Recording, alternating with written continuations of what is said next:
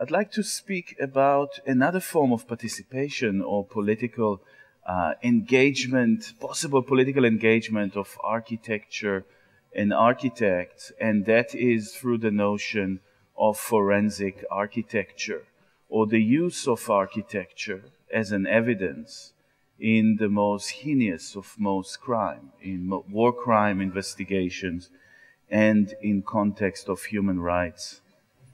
From the great grave diggers of the end of the 20th century, and here you have an image of Clyde Snow, we've learned that the production of the practice of forensics, and in fact, skulls and human remains enter into legal discourse and legal practice with this scene, the war crime investigation in Argentina in relation to the junta crime.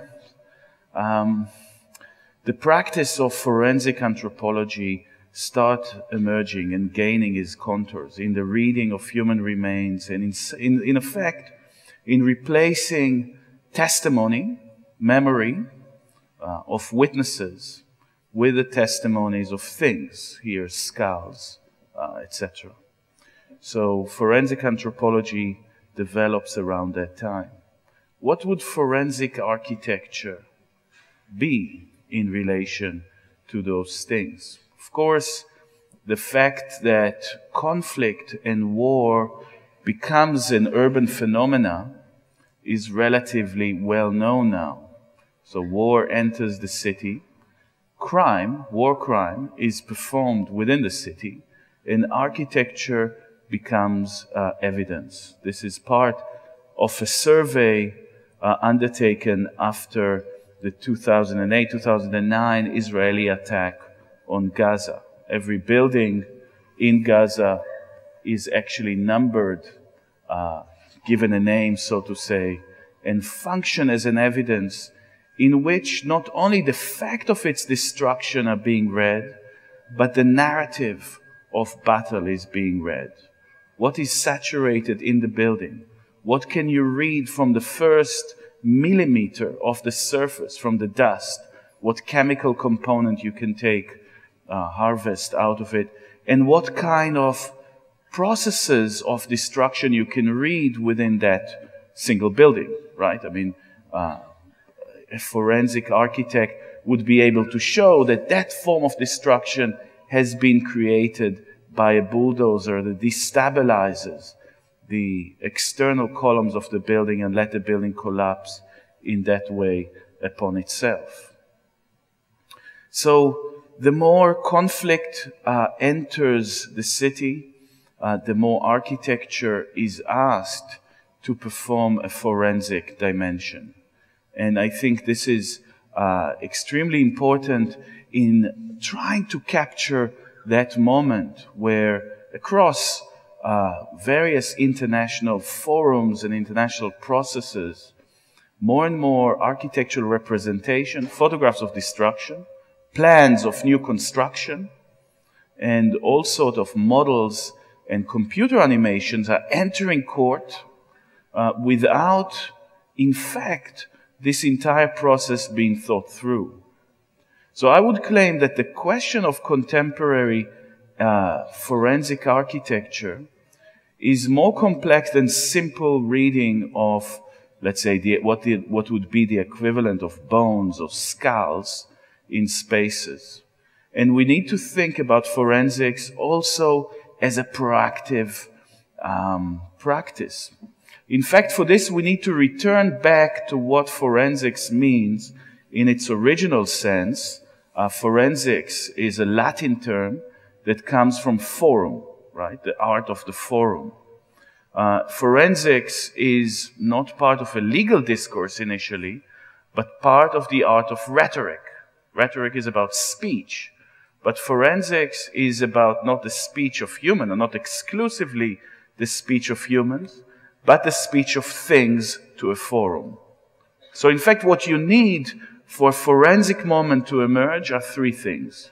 You need an object that is treated like a quasi-subject, an object that is asked to speak. You need a forum that gathers around it, or an existing forum into which it is inserted, and you need a translator. The translator now, these days, is the expert witness that can translate the language of things to legal language. And so I think that the question of forensic architecture is not simply the question of an investigation of the events or time or processes as they've been folded into shape of a ruin, of a building, but the construction of the forum around it. The constant art and architectural practice of constructing new social, legal, political forums around a debate around architecture or things within that. We need to see that forensic architecture has two spatial dimensions. One, saturated within the building that we investigate, and second, a constant proposition of new legal forums. Very often in war crime investigation, the forum comes after the evidence. The ICTY, the International Tribunal for Former Yugoslavia, could only be assembled, gathered, and given architectural form after evidence for mass atrocities have been discovered, right? So we're not speaking about criminal cases where you have the court into which things are called to be performed. Here, obviously, you have maybe the most famous forensic, or two forensic moments. Adlai Stevenson presenting the case of the Cuban missiles to the Security Council, and Colin Powell presenting these quasi-questionable evidence of weapons of mass destruction in Iraq. So again, a kind of a reading, an assembly of the forum has an incredibly here explosive and tragic history that it's not necessary to actually recount. But that is an absolute kind of example of a forensic moment. New technologies also emerge in order to, kind of serve that forensic architectural model. If a crime scene or an international war crime has been documented previously simply with photographs, sometimes maps, today 3D scanners are taking into sites of destruction or sites suspected of crime, scanning a 3D image of an event. I mean, here it is a simple model, and could be printed, right, like an architectural model. What you have here in front of you is something that could not be called differently than documentary sculpture. It's a documentary sculpture because it is something between a model and a photograph, in a sense, in which kind of events are frozen and turned into three-dimensional shape. Of course, I started by, the investigation, the war crime investigation here conducted by Judge Goldstone from the International Criminal Court, former prosecutor, International Criminal Court in The Hague, of the bombing of Gaza. In fact, during that war, as you know, 1,400 people were killed, most of them civilians, by Israelis. Most people that died in their own homes, or most people that died in buildings, and of those, the most died in their own homes. In fact, buildings, architecture function not only as the location of war, but as the instrument, the very instrument of killing. And therefore, ruins started to become incredibly prominent as witnesses within there. So here you have a really clear example of a forensic moment. The building is asked to speak of a certain crime. The microphone is put in front of it, but it is Justice Goldstone that is here, kind of the translator, the expert witness that speaks on behalf of this ruin. One of the most interesting, tragic characters in that story has been Margot Lasko, who is Human Rights Watch forensic architecture analyst who has, in fact, uncovered most of the, or unpacked. He was kind of like one of the best of its kind. He could look at a ruin and, in fact, read in it immediately the kind of events that happened around it. 2 tanks coming from both sides, a firefight through it, an aerial bomb, you know, in their combination. So the ruins were kind of like relatively transparent for him. The tragic thing of that investigation was at the moment that Goldstone report against Israel calling for sort of a war crime investigation was released, that man was dismissed from Human Rights Watch after they have discovered that he also was an avid collector of Nazi memorabilia. Obviously, that helped Israel kind of exonerate and dismiss his entire report. In fact, I had to take his side in this story and claim that what was argued against him, the fact that a fetishist could not become a forensic analyst, is a complete fallacy. Forensics is only about fetishism. Fetish being a kind of an access in an object, a way of turning a kind of an object into a quasi-witness. Only the fetishist could be the forensic analyst. So I think we are entering here into a very shady world of gravediggers and fetishists that enter into a form of investigation where moral lines are not so clear anymore, and rather painful. So in a sense, I think this sequence will show you, or will demonstrate, this is in a lecture that Galasco gives about the destruction of Gaza. He takes, like every human rights person or participatory architect does, pictures of stakeholders, of a woman here, a victim, whose house was destroyed. This is part of our natural empathic relation to things. But in fact, what he narrates in this image is nothing about that lady. He's looking at the background of it. He's reading, he's sifting through the rubble and trash of war to describe the processes of the event itself. So there is a kind of a superseding of material over the kind of the personal. And I have no meaning, I mean, the kind of the hand gesture is simply coincidental.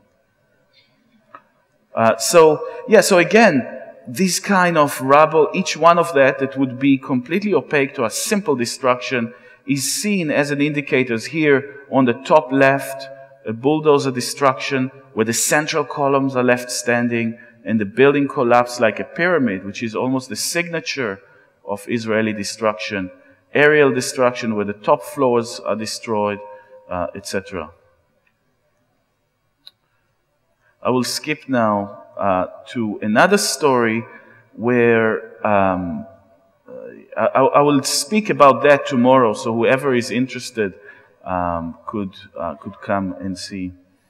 I think that the trials of the wall in Palestine take the question of forensic architecture, and indeed that of participation, into a different level.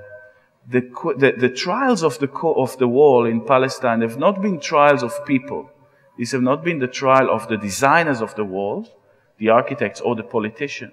It's been the trial of a thing. It's been the trial of the wall. The wall was asked to behave, and its own behavior was put into question. Of course, different kind of architectural representation entered into court, both by the human rights activists who petition against the wall, here setting up their PowerPoint, and the military hanging out their maps, etc. And of course, judges do not read architectural drawings, or do not understand them in a way that architects or planners do. Therefore, just like an architectural teacher whose students are talking too much, one suspends the conversation, say, go home, bring a model, build a model. And this is what the judges said. And 10 days later, a model arrived. In fact, the first model of the wall was built not by the people constructing the wall, but by people opposing it, the human rights petitioners. On the wall, there's several lines being drawn, and you need to look very carefully on these models because every characteristics of them lead out to a certain form of political exchange and development. The red line where the state built the wall, the green line, which is the internationally recognized border, a settlement here, and the blue line that has been drawn that will become the center of the point about participation that I'm going to make. A proposal by the human rights people of a slightly better wall, or what they call the lesser evil wall, that would alleviate some of the dispossession of them, but is still a wall within that. Because the court does not have facilities to debate and discuss architecture, when the porters brought the model in, nobody knew where to place it. They went round and round in circle until somebody had an idea and called a table from the cafeteria, which they placed under the bench. But because the bench was too high and the table was too low, the judges could not see what was going on. So for the first time ever, I hear, but I cannot verify, because in Israel we say judges have no legs or they can be with shorts. They went down to the arena, right, of the court, calling all players around them, and the model start assembling an arena of participation, right? And it disturbs the legal process. It becomes an agent within it. No longer you say my honor or my learned friend or any legal protocol is respected by planning, but planning language replaces the legal one. And an arena of participation open by which villagers, Palestinian villagers, military lawyers, human rights people, and the judges themselves start taking in a process of forensic engineering in the court.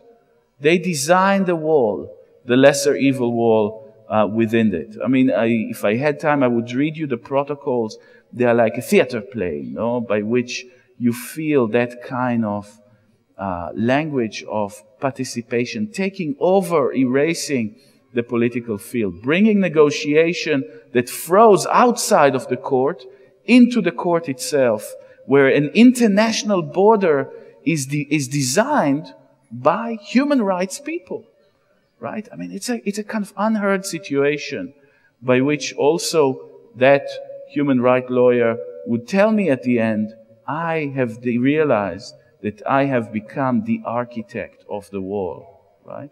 Through the process of moderation and participation, in fact, the most horrific of process, people were drawn into a situation where they designed their own instrument of dispossession. And I think that, to return it to Marco's very articulate and clear point about participation, should designate a horizon for us. A horizon by which participation could replace politics rather than enable it. When participation becomes the mechanism of dispossession, where it replaces all idea of resistance and political protest. Thank you.